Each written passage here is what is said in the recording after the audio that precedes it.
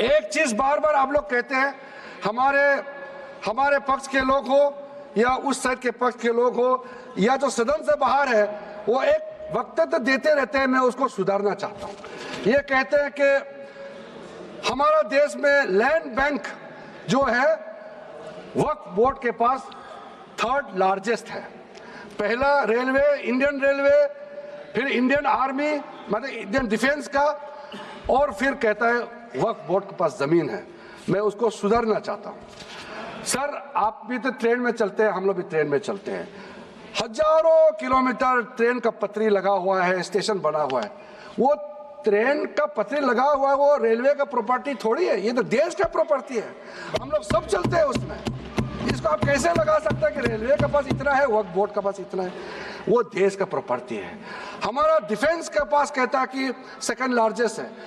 Defence के पास जो भी लैंड है, जहाँ ट्रेनिंग करता है, जहाँ वो रहता है, या बॉर्डर एरिया में जितना डिफेंस लैंड है, वो देश का रक्षा के लिए है। उसको आप कैसे वक्फ प्रॉपर्टी के साथ आप तुलना कर सकते हैं? वक्फ प्रॉपर्टी प्राइवेट प्रॉपर्टी होता है सर।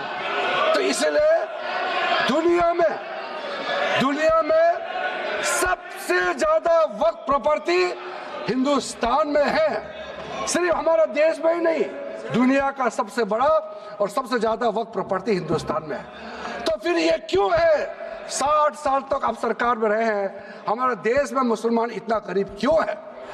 जब दुनिया का सबसे ज्यादा वक्फ प्रॉपर्टी हमारा देश में है, तो हमारे गरीब मुसलमानों का पढ़ाई के लिए, मेडिकल ट्रीटमेंट के लिए, स्किलिंग के लिए, इनकम जनरेशन के लिए क्यों काम नहीं हुआ आज तक? बताइए। ये दुनिया का सबसे बड़ा वक्फ प्रॉपर्टी अगर हिंदुस्तान में है, तो उस प्रॉपर्टी से गरीबों का उत्थान के लिए, लोगों का भला के लिए अगर ये सरकार नरेंद्र मोदी जी के नेतृत्व में गरीब मुसलमानों के लिए काम कर रहा है, तो इसमें आपत्ति क्यों होना चाहिए? आप लोग बताइए। इसलिए सर, इसको धर्म जाति से बाहर उतर करके सबको सीधा अपना दिल से पूछ करके आप सोच के देखिए कि आप जो लोग आज इस बिल को विरोध कर रहे हैं, आज 1 साल 2 साल नहीं, सदियों तक हमारा देश उसको याद रखेगा कौन इस बिल को समर्थन कर रहा है, कौन इस बिल को विरोध कर रहा है। आज चंद वोट के लिए, सत्ता के लिए हमारे मुसलमानों को आपने 70 साल से ज्यादा वोट बैंक बना करके गुमराह किया है। कितना और गुमराह करना चाहते हैं? अब हमारा देश में वोट बैंक का राजनीति नहीं चलेगा। इसलिए मैं कहना चाहता हूं, जब हमारा देश में इतना वक्त प्रॉपर्टी है, तो इसको हम बेकार में पड़ा रहने नहीं दिया जा सकता है।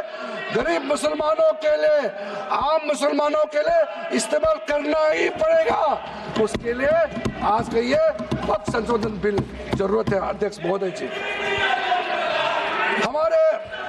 हमारे अपने वामसी पोर्टल में, हमारे मंत्रालय के वामसी पोर्टल में हमने रिकॉर्ड देखा है। सचर कमेटी जो आपने बनाया है 2006 में, उन्होंने भी ये बारे में काफी डिटेल में जिक्र किया हुआ है। सर, 2006 में 4.9 लाख वक्फ प्रॉपर्टी था, और उसका इनकम कितना था मैं बता दो आंकड़ा सर, आप कहेंगे 4.9 लाख वक्फ प्रॉपर्टी में टोटल इनकम था 163 करोड़। कौन खाते थे? 163 करोड़। और आपने 2013 में बदलाव करने के बाद आज इनकम कितना बढ़ा है वो भी मैं बता देता हूं। जरूर। हो गया 166 करोड़। 3 करोड़ बढ़ा है। कैसे मंजूर कर सकता है हम लोग इस महान सदन में बैठ करके? अगर इतना 10 सालों के बाद भी दुनिया का सबसे ज्यादा प्रॉपर्टी का टोटल इनकम जनरेशन 3 करोड़ बढ़ता है, तो ये हम कभी मंजूर नहीं कर सकता है। इसलिए उस समय कहा गया था, मैं अभी का नहीं बता रहा हूं, सचर कमेटी समय में भी कहा गया है कि अगर थोड़ा सा एफिशिएंटली मैनेज करता तो 12,000 करोड़ पर ईयर तो उसी समय जनरेट हो जाना चाहिए नॉर्मल मार्केट रेट से। और 12,000 करोड़ अगर वो प्रॉपर्टी से रेवेन्यू जनरेशन करता है, कितना लाखों करोड़ों मुसलमानों को फायदा होगा, आप सोच के देखिए।